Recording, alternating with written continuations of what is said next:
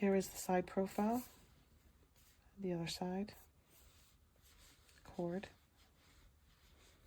The filter is underneath here. Just kind of pop this open so you can clean it. Pops right back. The nozzle can be removed, and this is magnetic.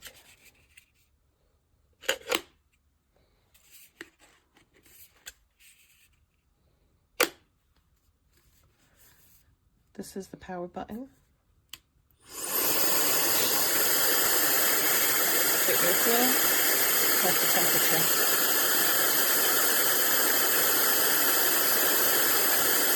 Right here you can turn on the heat all the way up, or just take it completely off. This button is for the airflow.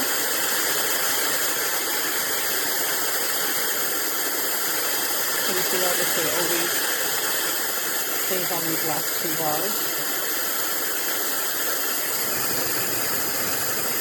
And it actually controls the cold air as well.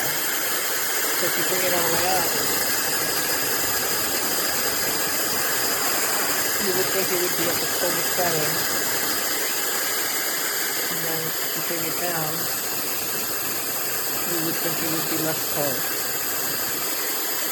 But in between here, it's supposed to be warm.